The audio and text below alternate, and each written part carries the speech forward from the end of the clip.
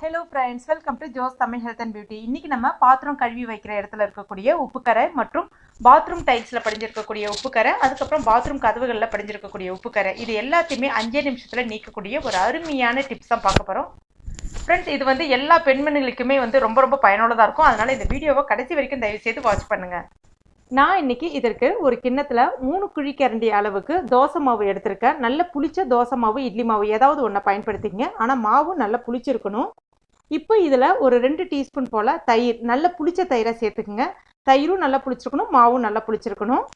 இப்போ கடைசியாக இது கூட 2லேருந்து ஒரு 3 டீஸ்பூன் போல் வினிகர் சேர்த்துக்கலாம். நான் இன்றைக்கி ஒயிட் வினிகர் தான் சேர்க்குறேன். உங்ககிட்ட ஒயிட் வினிகர் இல்லை அப்படின்னா அதுக்கு பதிலாக ஒரு மீடியம் சைஸ் எலுமிச்சம் பழம் இருக்கு இல்லையா, அதனுடைய சாறை மட்டும் நம்ம எடுத்துக்கலாம்.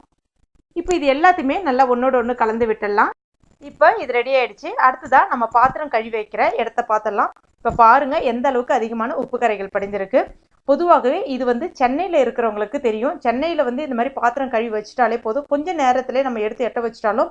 ஆனால் இந்த மாதிரி வந்து உங்களுக்கு உப்பு கரை வந்து படைய ஆரம்பிச்சிடும். இந்த உப்பு கரையை நம்ம எளிதாக இதை பயன்படுத்தி நீக்கிடலாம். இதுக்கு இன்னொரு பொருள் எது தேவைன்னு பார்த்தீங்கன்னா, இந்த மாதிரி ஒரு அயன் ஸ்க்ரப்பர் வந்து தேவைப்படும். ஆனால் இந்த மாவை நம்ம அதில் பயன்படுத்துறதுக்கு முன்னாடி அந்த இடம் வந்து நல்லா காஞ்சி இருக்கணும், ஈரம் வந்து இருக்கக்கூடாது. நல்லா காஞ்சி இருந்தால் தான் இது நல்லா வேலை செய்யும்.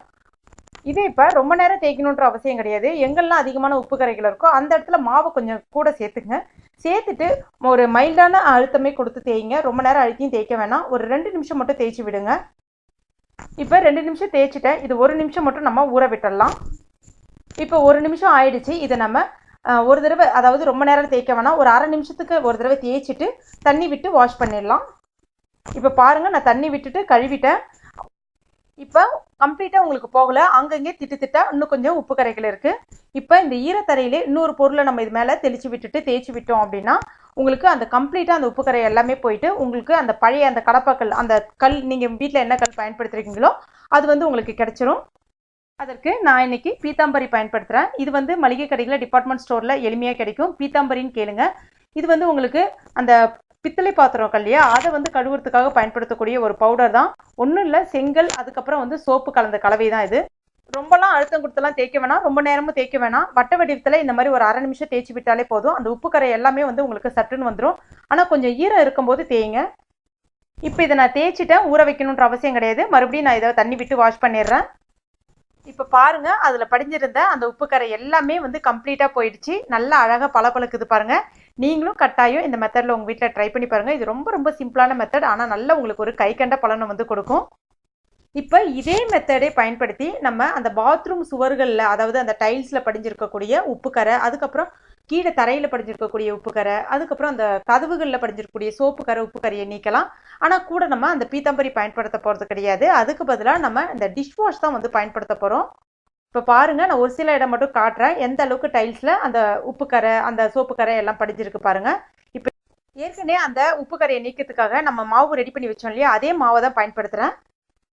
இப்போ அதை கொஞ்சமாக தேய்ச்சிருங்க. ரொம்ப நேரம்லாம் அழுத்திலாம் தேய்க்கணுன்ற அவசியமே கிடையாது. ஒரு அரை நிமிஷத்துக்கு மட்டும் தேய்ங்க. வட்ட வடிவத்தில் தேய்ச்சி விடுங்க. அதே மாதிரி அந்த பாத்ரூம் கதவுகள்லையும் நம்ம தேய்ச்சி விட்டுடலாம். பாத்ரூம் கதவுகளில் தேய்க்கிறதுக்கு முன்னாடி கொஞ்சமாக தண்ணி தெளிச்சுட்டு அதுக்கப்புறம் தேய்ங்க. இதை ஒரு அரை நிமிஷம் மட்டும் ஊற விட்டுடலாம். இப்போ ஒரு அரை நிமிஷம் ஆயிடுச்சு. இதில் நம்ம அந்த டிஷ் வாஷ், நம்ம ஏதாவது நீங்கள் எந்த பிராண்டாக இருந்தாலும் பயன்படுத்திக்கலாம். நம்ம வீட்டில் பாத்திரம் கழுவுறதுக்கு பயன்படுத்தோன்னே அந்த சோப்பு தான். அதை கொஞ்சமாக எடுத்துகிட்டு இந்த மாதிரி அயன் ஸ்க்ரப்பரை பயன்படுத்தி தேய்ச்சி விடுங்க. நீங்கள் அயன் ஸ்க்ரப்பர் தான் பயன்படுத்தணுன்ற அவசியமே கிடையாது. இந்த இடத்துல நீங்கள் வீட்டில் நார்மலாக பயன்படுத்தக்கூடிய ஸ்க்ரப்பரே பயன்படுத்திக்கலாம்.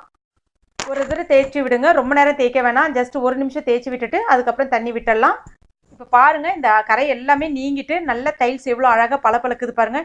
இது ரொம்ப ஒரு சிம்பிளான டிப்ஸ். இது நீங்கள் தரைகளில் கூட, அதாவது சிமெண்ட் தரைகளில் கூட பயன்படுத்திக்கலாம். ஒன்றும் இல்லை, இதில் இருக்கக்கூடிய அந்த புளிப்புத்தன்மை வந்து அந்த எளிமையாக அங்கே இருக்கக்கூடிய உப்பு கரைகளை வந்து நீக்கிடும். நீங்கள் கண்டிப்பாக எல்லாருமே ட்ரை பண்ணி பார்த்துட்டு மறக்காமல் எனக்கு கமெண்ட் பண்ணுங்கள். இந்த வீடியோ பிடிச்சிருச்சுன்னா லைக் பண்ணுங்கள், உங்கள் நண்பர்களுக்கு ஷேர் பண்ணுங்கள். ஏன்னா இது நிறைய பேருக்கு பயனுள்ளதாக இருக்கும். மறக்காமல் இந்த சேனலை இது வரைக்கும் நீங்கள் சப்ஸ்கிரைப் பண்ணாமல் இருந்தீங்கன்னா உடனே சப்ஸ்கிரைப் பண்ணிங்க. கூடவே மறக்காமல் அந்த பெல் நோட்டிஃபிகேஷன் சிம்பிளி ப்ரெஸ் பண்ணிங்க. அப்போ தான் நான் டெய்லி அப்டேட் பண்ணுற ஒவ்வொரு நியூ வீடியோஸும் உங்களால் ஈஸியாக பார்க்க முடியும். தேங்க்யூ.